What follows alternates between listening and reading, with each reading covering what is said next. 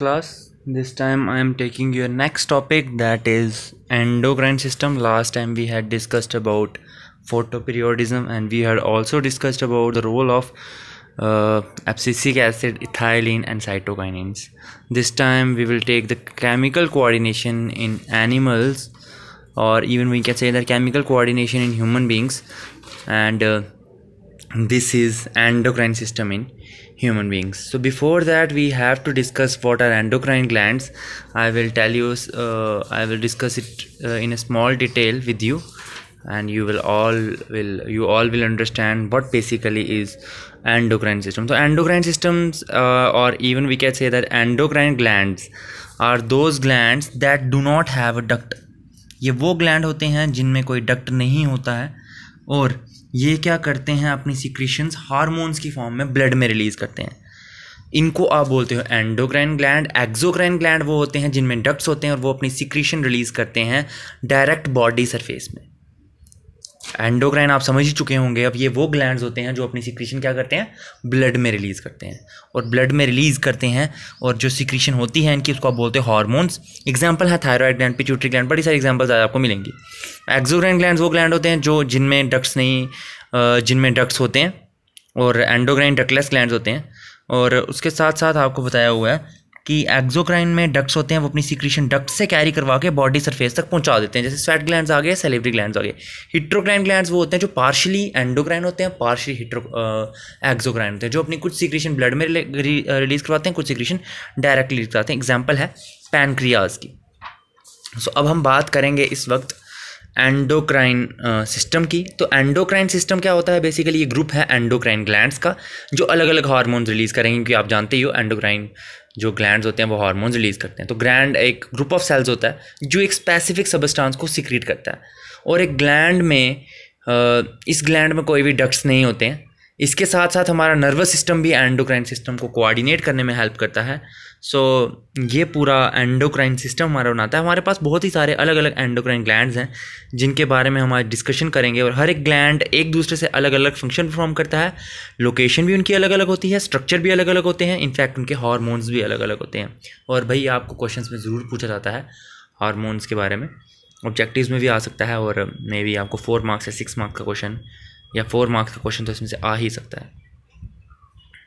सो अब आज डिस्कस करेंगे, डिटेल्स में पढ़ेंगे कि इसमें क्या क्या दिया हुआ है. सो एंडोक्राइन सिस्टम जब हम ह्यूमन बींग्स में बात करते हैं तो अलग अलग ग्लैंड्स यहाँ पे आपको दिए हुए हैं. जैसे पहला है pituitary gland, pineal gland, hypothalamus gland, thyroid gland, parathyroid gland, pancreas, adrenal gland and testis and ovary and thymus gland. अब हम टर्न बाय टर्न करके उन हार्मोन्स के बारे में, ग्लैंड्स के बारे में भी डिस्कस करेंगे. तो पहला ग्लैंड जो हम लेने वाले हैं वो है पीनियल ग्लैंड. सो पीनियल ग्लैंड मैं आपको यहाँ पे दोबारा बताना चाहूँगा कि पीनियल ग्लैंड जो है इसका बेसिक फंक्शन होता है, ये मेलाटोनिन हार्मोन रिलीज़ करता है जो सर्काडियन रिदम्स को मेंटेन करके रखता है. दैट मीन्स स्लीपिंग और वेकफुल साइकिल जो हर 24 घंटे के बाद रिपीट होते हैं उसको मेंटेन करता है. हमारी स्लीप को भी इंड्यूस करता है और एंटीऑक्सीडेंट की तरह फंक्शन करता है. एंटीऑक्सीडेंट बेसिकली क्या होता है, ये होता है एक वो केमिकल सब्सटेंस जो हमारी बॉडी में ऑक्सीडेशन को रोक के, और ये केमिस्ट्री का वर्ड है. नेक्स्ट हम बात करेंगे हाइपोथैलेमस. तो हाइपोथैलेमस ग्लैंड जो है हमारे ब्रेन के लोअर साइड में प्रेजेंट होता है, उसको आप बोलते हो डायेनसेफेलॉन. ये 2 हार्मोन्स रिलीज़ करता है. जैसा आप जान ही चुके हो ब्रेन के स्ट्रक्चर में डायेनसेफेलॉन में प्रेजेंट होता है. ये 2 टाइप्स के हार्मोन रिलीज़ करता है, एक रिलीजिंग हार्मोन होता है और इनहिबिटरी हार्मोन होता है. अब जो रिलीजिंग हार्मोन है वो क्या करेगा, किसी भी हार्मोन को रिलीज़ करने में हेल्प करेगा, और इनहिबिटरी हार्मोन क्या करेगा, उसी हार्मोन को रोकने में हेल्प करता है. और जो हाइपोथैलेमस है उसका बेसिक फंक्शन ये होता है कि वो सिक्रीशंस जो पिट्यूटरी ग्लैंड की होती हैं उसको वो रेगुलेट करता है, मेंटेन करता है. इस तरह से पिट्यूटरी हार्मोन्स के जितने भी फंक्शंस होंगे उसको हाइपोथैलेमस क्या करता है, मेंटेन करता है.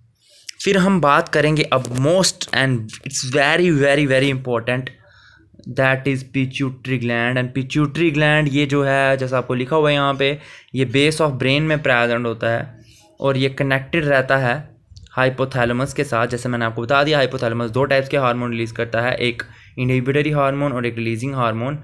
और इसका जो स्ट्रक्चर है वो आपको बताया है पिट्यूटरी में. इसका जो स्ट्रक्चर है हाइपोफाइसियल स्टार्क में ये ग्लैंड बाय द पिट्यूटरी, और इसको हाइपोफाइसियल स्टॉक भी कहा जाता है। स्ट्रक्चर इसका जो होता है स्मॉल साइज होता है, पिंकिश होता है और पी शेप्ड होता है, और इसमें लोब्स प्रेजेंट होते हैं, जो 3 टाइप्स के लोब्स हैं, anterior lobe, intermediate lobe and posterior lobe. हो सका तो मैं आपका इसका स्ट्रक्चर भी दिखाना चाहूँगा ज़रूर, मैं आपको स्ट्रक्चर इसका दिखा दूँ। जैसा हम स्ट्रक्चर डिस्कस कर ही रहे थे, यहाँ पे आपको इसमें स्टॉक्स दिखाई गई हैं। इसके 2 पोर्शंस आप यहाँ पे देख पा रहे हो, ये एंटीरियर पिट्यूटरी है, ये पोस्टीरियर पिट्यूटरी है, और ये इंटरमीडिएट स्टॉक यहाँ पे प्रेजेंट है। और यहाँ पे आप देख रहे हो हाइपोथैलेमस भी ऊपर प्रेजेंट है, और हाइपोथैलेमस भी यहाँ पे अपना रोल प्ले करता है। तो अब हम बात करेंगे आगे के स्ट्रक्चर की और किस तरह से वो फंक्शन परफॉर्म करेगा उसके बारे में भी। सो फर्दर अब डिस्कस करेंगे, जैसे मैंने आपको स्ट्रक्चर बता ही चुका हूँ।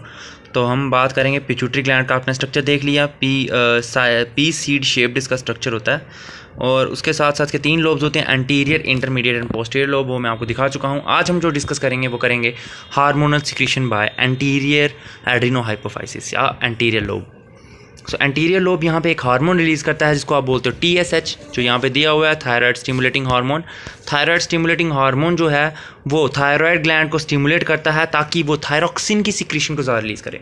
तो पिट्यूटरी ग्लैंड के एंटीरियर पोर्शन से एक हार्मोन रिलीज़ होता है TSH, जिसको आप बोलते हो थायराइड स्टिमुलेटिंग हार्मोन। वो क्या करता है, इंक्रीज सिक्रीशन करता है ऑफ थायरॉक्सिन। फिर हम बात करेंगे GH की। सेकेंड हार्मोन जो रिलीज़ होता है TSH के बाद वो है GH, ग्रोथ हार्मोन और सोमैटोट्रॉफिक हार्मोन। ये प्रमोट करता है overall growth of body by increasing the growth of bones. ये बोन्स की ग्रोथ को बढ़ाता है और बोन्स की ग्रोथ को बढ़ा के ओवरऑल बॉडी की ग्रोथ भी इंक्रीज होती है। इस तरह से ये मेटाबॉलिक रेट को भी बढ़ाता है, हमारी बॉडी में प्रोटीन सिंथेसिस को बढ़ाता है और सेल डिवीजन को भी बढ़ाता है। तो यहाँ पे अपना रोल प्ले करता है। मैंने आपको 2 हार्मोन अब बता चुका हूँ। एक मैंने आपको बताया है GH, ग्रोथ हार्मोन, जो हमारी ग्रोथ को बढ़ाता है by increasing the growth of bones and also increases the metabolic rate and also increases the protein synthesis and cell division. उसके बाद TSH which helps in stimulating the release of thyroxine from the thyroid gland. फिर हम बात करेंगे ACTH, Adreno कॉर्टिकोट्रॉफिक hormone. एड्रीनोकॉर्टिकोट्रॉफिक hormone जो होता है वो हमारे किडनी में कॉर्टेक्स होती है, आउटर लेयर्स को आप बोलते हो एड्रिनल कॉर्टेक्स, उससे वो कॉर्टिकॉइड हार्मोन रिलीज करने में हेल्प करता है, इसको आप बोलते हो कॉर्टिसोल। इसको जब आप पढ़ोगे तो आपको तब भी ये रीड करके समझ आ ही जाएगा। फिर हम बात करते हैं प्रोलैक्टिन और lactogenic hormone.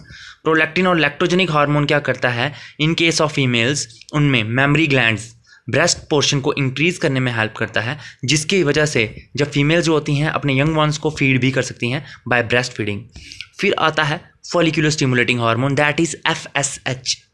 Follicular stimulating hormone जैसा आप जान ही चुके हो, हाउ डू ऑर्गेनिज्म रिप्रोड्यूस में, ये स्पर्म्स की डिवीजन में हेल्प करता है और फीमेल्स में ओवरीज में ओवास बनाने में भी हेल्प करता है with the help of autogenesis. Next आ रहा है ल्यूटिनाइजिंग हार्मोन। ल्यूटिनाइजिंग हार्मोन जो है वो ओव्यूलेशन में हेल्प करता है from the ovaries, corpus luteum बनाता है और प्रोजेस्टेरॉन हार्मोन भी बनाने में हेल्प करता है वहाँ पे।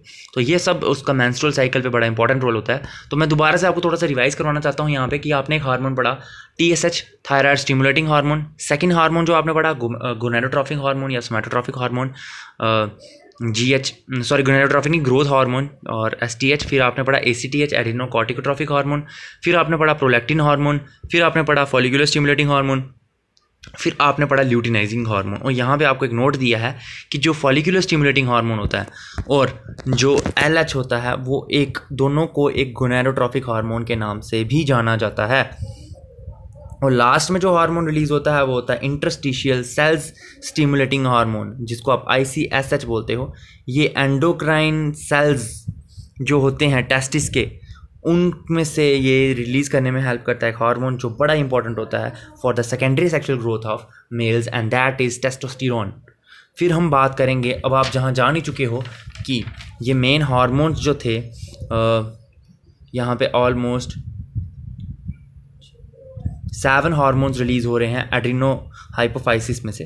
तो 7 हार्मोन्स बड़ा इंपॉर्टेंट रोल प्ले करते हैं, लेकिन जो इंटरमीडिएट लोब होता है वो भी एक हार्मोन रिलीज़ करता है जिसको आप बोलते हो MSH, मिलेनोसाइट स्टिमुलेटिंग हार्मोन, जो क्या करता है, मिलानिन हार्मोन हमारे पिगमेंट में, मिलानिन हार्मोन जो एक पिगमेंट होता है बेसिकली, वो हमारी स्किन की डार्कनिंग में हेल्प करता है। स्किन की डार्कनिंग में ये हेल्प करता है बाय इंटरमीडिएट लोब में से जो मेलानोसाइट स्टिमुलेटिंग हार्मोन होता है, मेलानोसाइट स्टिमुलेटिंग हार्मोन क्या करता है, मेलानोसाइट को रिलीज़ करने में हेल्प करता है, और वो मेलानोन क्या करता है, हाँ, हमारे स्किन को डार्कनिंग में हेल्प करते हैं। नेक्स्ट आ गया पोस्टीरियर लोब और न्यूरोहाइपोफाइसिस। न्यूरोहाइपोफाइसिस में पहला हार्मोन जो है वो है ऑक्सीटोसिन। ऑक्सीटोसिन जो है वो स्मूथ मसल्स जो यूट्रस की होती हैं उसको कॉन्ट्रैक्ट करने में हेल्प करता है तो जिसकी वजह से क्या होता है, चाइल्ड बर्थ इजीली हो सकता है।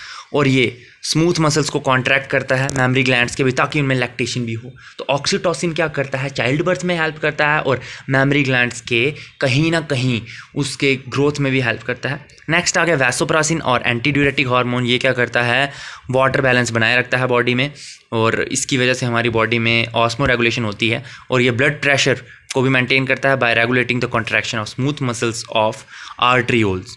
तो ये बड़ा ही इंपॉर्टेंट हार्मोन्स यहाँ पे ओवरऑल अगर आप देखो तो ऑलमोस्ट यहाँ पे 11 हार्मोन्स जो होते हैं, 11 नहीं बट 10 हार्मोन्स जो होते हैं मेन, वो पूरा का पूरा पिट्यूटरी ग्लैंड तो रिलीज़ करता ही है, और इनके बहुत ही ज़्यादा इंपॉर्टेंट रोल्स हैं यहाँ पे।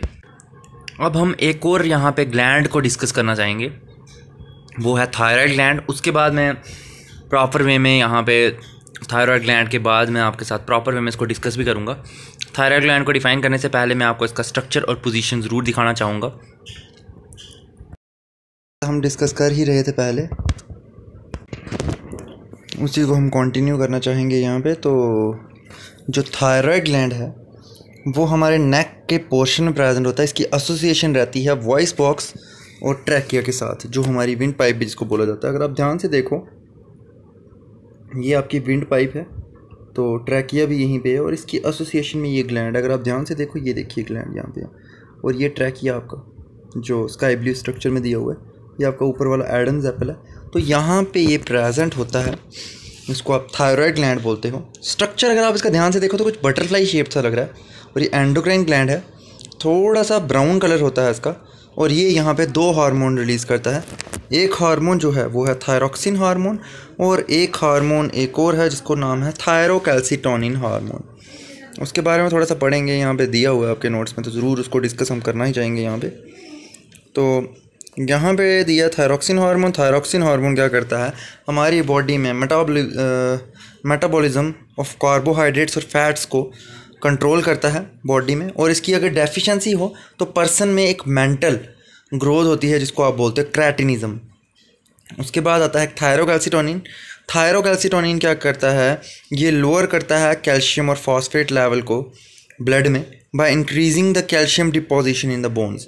ये कैल्शियम की डिपोजिशन को बोन्स की, उसमें ये क्या करता है, ये कैल्शियम फॉस्फेट लेवल को ब्लड में रोकता है by increasing calcium deposition in the bones. ये कैल्शियम की जो डिपोजिशन होती है बोन्स में उनको भी रोकता है, ठीक है। तो कैल्शियम और फॉस्फेट लेवल को ब्लड में ये रोकता है। नेक्स्ट भी इसमें यहाँ पे दिया हुआ है जिसकी हम बात कर ही लेंगे आज, वो है पैराथायराइड। और पैराथायराइड हार्मोन जो है ये 4 नंबर्स में होते हैं बेसिकली, लेकिन 2 एम्बेडेड होते हैं हर एक लोब में थायराइड ग्लैंड के। इनका साइज़ ओवल होता है और ये येलोइश होते हैं, और ये सीक्रेट करते हैं एक बड़ा ही इंपॉर्टेंट हार्मोन, उसका नाम है पैराथ हार्मोन। जो कैल्शियम और फॉस्फेट लेवल ब्लड में जब बढ़ जाता है तो ये क्या करते हैं, ये इंक्रीज़ करते हैं कैल्शियम और फॉस्फेट लेवल को ब्लड में by increasing separation of calcium from the bones. ये बोन्स में से जो कैल्शियम होती है उनकी सेपरेशन करके उनको मेंटेन करते हैं। तो इस तरह से ये टॉपिक आपका अब कंप्लीट हो रहा है। मैंने आज आपको जो बताया वो बताया है एंटीरियर पिट्यूटरी ग्लैंड के बारे में, पोस्टीरियर पिट्यूटरी ग्लैंड के बारे में, इंटरमीडिएट पिट्यूटरी ग्लैंड के बारे में, थायराइड ग्लैंड के बारे में और पैराथायराइड ग्लैंड के बारे में। नेक्स्ट टाइम हम उसको प्रॉपर वे में डिस्कस करेंगे ज़रूर, और आई होप आज आपको पूरा समझ आया होगा प्रॉपर वे में। So thanks for listening to me and have a nice day ahead.